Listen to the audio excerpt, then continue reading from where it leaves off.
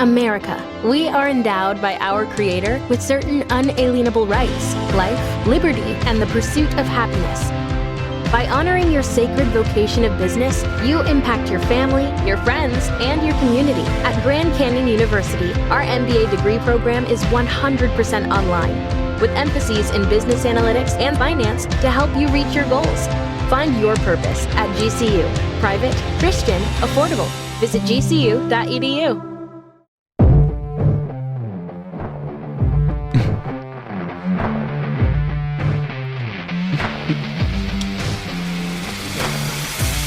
Ridiculous. Hello and welcome everyone to another episode of the After Buzz podcast. My name is Nico Adjimian, your host of the After Buzz, and of course, Buzz Adams is here. Hello. I had to swallow some of my chips. You and Joanna got to try these new chips. I got Flavored Doritos, huh? yeah, new flavored hot mustard. Not just Cool Ranch anymore. Nope, hot mustard and tangy pickle. But then you guys did your ASMR bit. Mm-hmm. That's weird, man. Yeah, don't do that. Okay, good God. Close your mouth when you chew. ASMR, my patootie. Some asthma for you. Well, it is Tuesday. It's almost the end of July. It is July 23rd. Third. We got a whole week plus left. And it's been a while since we've done some news nugs, so I thought, you know what? Maybe it's time to get some nugs of news that I have stored up like a chipmunk, hoarding his acorns in my browser. Nico's news, yes. Cha man, it's not really news. Cha man. Well, first up for you, news that Japanese 7-Elevens are making their way to America. Oh, good. I always wanted a vending machine where I could buy a used schoolgirl's panties. Well, you might be wondering, what does that mean to me? How is it different than a normal one? Very different. The 7-Elevens in Japan actually sell more fresh food, entire aisles dedicated to sushi, rice balls, this and that. I read that they do not have gas, though. Right. They don't have a little gas station, which is a, convenience. You get your gas and you go in and get the things at your convenience. Right. I guess in Japan, not as many people probably drive cars as take public transportation. I'm just guessing. I don't know. Never been to Japan. Would you like to visit one day? I would. I would love to. Would you? Yeah, I don't know. I mean, it just seems so foreign. Different. Well, yeah, foreign. It just seems like so different. My Japanese is rusty. Mm-hmm. I think I could sharpen it up, given a couple of months' notice. Like a samurai sword. Like you feel like it would be awkward. I can't read it for the Japanese. No, but no traveler that is taking a vacation there probably does. Also, I'm afraid I'll get the ghost of some vengeful child, like a grudge situation or Ring or Ringu. It's not a prerequisite to understand the language and the writing before you go. I just like the culture. I think the food, I bet the food would be delicious. God, I would ask every nightlife. Single thing I was eating, though, is like, this isn't that pufferfish that'll kill you like on The Simpsons, is Fugu? Is it fugu? That's called fubu. It's for us, by us. You're so dumb. Anyways, these Japanese 7-Elevens that are going to be making their way to the U.S. are because 7-Eleven actually owned now by a Japanese company. 7-Eleven is as American as apple pie and baseball. Which these days means owned by Japan. Oh. It was originally founded in Texas before it was bought by this Japanese holding company. So now you might not only do they own all of 7-Eleven, all Speedways as well, and they own one other brand. They're going to be like a monopoly. This could be a real simple, stupid question because it's so simple. Why are 7-Elevens called 7-Eleven? Great question. I always thought it was because they were open 7 days a week, 11 hours a day. An interesting take, I believe, and you could tell me which one of us is right. Those were their original hours, 7 a.m. to 11 p.m. Oh. But I mean, now you've got me questioning it. Are you entering it into the calculator? Yeah. Okay. So they were originally called totem stores. They were renamed to reflect the new hours of operation, 7 a.m. to 11 p.m. right. every single day. Wow. Win one for the buzzer. So be on the lookout for new 7-Elevens that might be carrying all fresh food, no more hot dog rollers for you. All right, next up, a new study says that chimpanzees are able to converse with each other and have a conversation. But uniquely, Like, ooh. And then the other one goes, ooh, ah.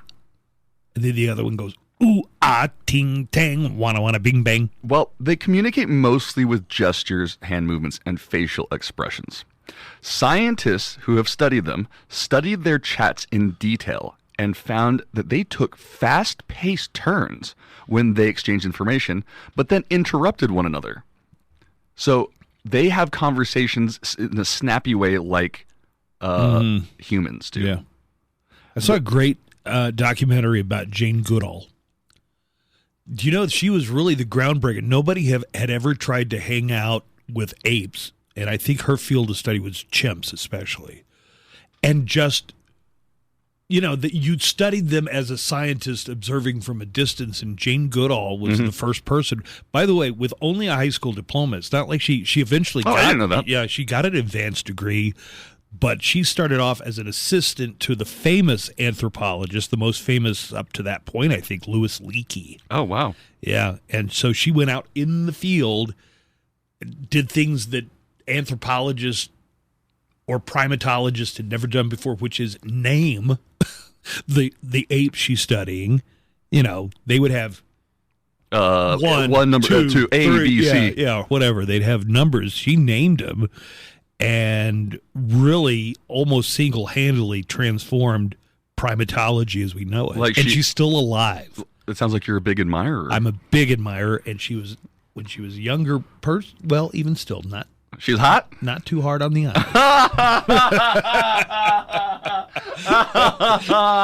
All right. That's hilarious. So, What does brat mean? I keep seeing, like, Glamour magazine, Kamala is so brat. Do you have any idea?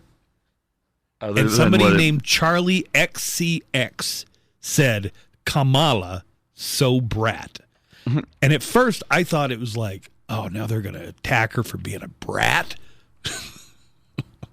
Right. I thought that's what they... Kamala Harris is having a brat summer, and it could help her What's that mean? campaign. You're just reading it. Yeah. Those words tweeted by Charlie XCX have catapulted her nascent campaign into a rarefied air. Okay, she's being hyperbolic, I think. But I actually think the way Harris has been embraced in pop culture could be... What does the brat mean? What is brat? Okay, if you're one of the many people who are now Googling, what does Kamala is brat Like mean? those slutty little dolls. Here's everything you need Here's everything you need to know. Yeah. Kamala Harris is leaning into Brat Summer, the social media trend surrounding singer-songwriter Charlie XCX's recent album called Brat. Oh, okay. I'm sorry I asked. Okay. It means she's cool. Kamala, so brat. It means she's cool. God. Kamala brat, Donald Fat.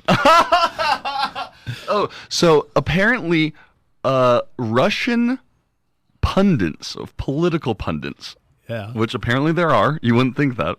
Because how many sides can you have? Right. You better be on the side. The one Putin's side, on, right.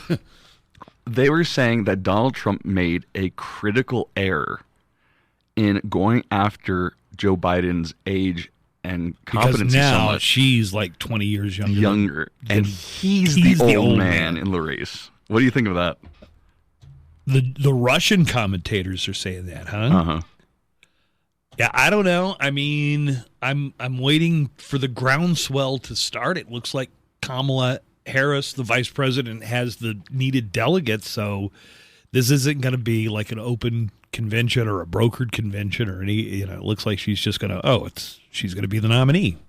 I'm there for it. Anyways, let's get off politics. I want to go back to this. Well, now that I know she's so brat. Of course. Now. So, do you get what I was talking about, these chimpanzee things? They take turns talking, and they took turns to knew when to interrupt each other.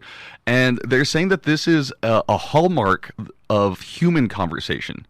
There were a lot of things, and we're back to Jane Goodall again. A lot of things where Jane Goodall, being amongst these chimps for so many years, proved a bunch of the old wisdom wrong. Like, for instance, before Jane Goodall came along, it was assumed that man is the only species that makes tools and uses tools. Right. Well, she noticed the apes using sticks to get ants out of the ground. Not only that, and teaching it to younger chimps how to do it. So when she went back to her mentor, Louis Leakey, and said this, Louis Leakey famously said, "We either need to change the definition of tool or the definition of human." Yeah, that's interesting. I'm sorry, I know you keep wanting to talk about chimps, and I only want to talk about Jane Goodall, but at least they're in the same ballpark. One, you know? Didn't know how hot you were for Jane Goodall. And second of all, why didn't you become a primatologist or go to school to study animals? Not a great student. Was it a fleeting thought at least? Never even entered my mind. It's just an area of interest for me. Just a hobby and a curiosity. Yep, that's all it is. Okay, so this new study reveals that there's a deep evolutionary similarity with humans in how face-to-face conversations are structured. Apparently, we all take around 200 milliseconds between turns and show some interesting small cultural variations. Some cultures are just fast talkers. Yeah. Some are hand talkers. Some are close talkers. Yeah. Anyways, I thought that was so the gaps for we chimpanzees share were a little what, like 96% of our DNA. Yeah, but that doesn't mean. I mean, I think I'm always stunned by how human-like in their expressions. Yeah, that's what I mean. Even the expressions on their face, how human-like they are. All right, let's move on. Scientists created room temperature time crystals. Room temperature time crystals. Yes. That sounds like some bullshit out of Doctor Who. Oh, you hadn't heard about time crystals before? Nope. Okay, so unless they're the crystals that go into a high-precision watch, I don't know what a time crystal... How would you explain time crystals to a 5-year-old? Yeah, see, blew up in your face. Totally backfired. No, it didn't, because I'm not using the right app. I was trying to use Google's Gemini app. Oh, damn it. How would you explain the scientific term time crystals to a 5th grader? Computing. Okay. Imagine you have a toy that can flip back and forth all by itself without needing any batteries. Flip? Yeah, like can turn itself over. Oh. Okay. A time crystal is like that toy, but on a much smaller, super tiny level that we can't see with our eyes. Terrible, Chad. Scientists found a special material where the tiny parts inside move in a repeating pattern like a dance without any extra energy. It's kind of like a magical clock that never needs winding. Sounds like a perpetual motion machine. Yeah, essentially. That it goes against Newtonian physics. Not in a time crystal. Okay. This was a good story. Don't forget about my improv workshop, guys. Please come on down to this improv workshop I'm doing. Nobody's even going to hear by this time. All right, so the next thing... You didn't even give out the information if they wanted to. Oh, you can go to massivetix.com. What? Massivetix, Tix.com. Actually, somebody called into the neckline. Can I play the neckline? You can. And you may. I may? Yeah, let's do it. Hey, what's up, Mo Show? Hey, this message is for Nico. Hey, this is Tremor G. Hey, bud, I'm interested in that comedic workshop, but the man's got me down. I got to work till 5 on Friday. I'm asking to see if I can still purchase it till at 10 Friday night and Saturday and Sunday. Keep doing what you do on Mo Show. Later. Trimmer G out. You know, I noticed you never mentioned how much it cost. Well, because it's over $100. I know it seems kind of like a pretty. I mean, but it's 3 days. It's 3 days with food. 4 hours each day. Yeah. No. 4 hours Friday, 4 hours Saturday, 2 hours Sunday in the morning, and then the show at night. It sounds like the caller was asking, can he miss Friday or Thursday or whenever it is? Yeah. He can't make it to the Friday. Can he just show up for Saturday and Sunday? Yeah, and if anything, I would say he could still pay for it, but at that time is when we have the do not distract me by pointing out the girls on television. Yeah. Okay. So we're going to have a long form class as well, and that's going to be at that time. So if anything, he could just go to the late night class instead of the daytime class. Got it. All right, yeah. So that's going to be this Friday, July 26th through the 28th. MassiveTix.com. All right, I have a bunch of jokes, and we're going to play Joke Master. Oh, really? Yeah. I guessed the joke. Yep, you guessed. Well, you have to guess the punchline. Okay. Do you have Joke Master bumper music? Somewhere out there, love will see us through. Bumpers, Joke Master. Who came in recently and said they really liked your bumper music? Tommy Davidson. Tommy Davidson. Yeah. Yeah. Dude, I don't know. I can't find it. All right. Smooth jazz. Can you believe he's into, he sings smooth jazz. I didn't even know jazz had lyrics. Yeah, man. Bebop and Scooby-Doo-Bop. That scatting. Oh, gross, bro. Oh, now you're really into it. Joke. Oh, you do have a Joke Master theme. I do. I have a theme. Are you surprised? That you found it, yeah. Oh, yeah, and by the way, it is from 1998. Joke you think he don't know? Joke Master on the morning show. If you stop him, you might win a prize. Messing with the Joke Master, better recognize. Call us on the rock line, he'll guess your punchline. Looking for a good time, getting jokey with it. Why the chicken cross the road? I bet you the Joke Master he knows. Did you hear the one about the farmer's daughter? Yeah. If you think you don't know, then you oughta. Call the Joke Master, give him your setup. But you better watch out. Damn, keep your head up. Pull up, stumble on, sturdy little Johnny. Step to the Joke Master thinking you're funny. Okay, there you go. All right. Buzz. Yeah. I'm going to ask you or tell you these jokes, and you are going to tell me the punchline. Sure. What do you call two monkeys who share an Amazon account? Two monkeys that share an Amazon account. Monkeys? Are they monkeys or apes? Tail or no tail? Monkeys. I don't know. Primates. Prime mates. Right? All right, Buzz.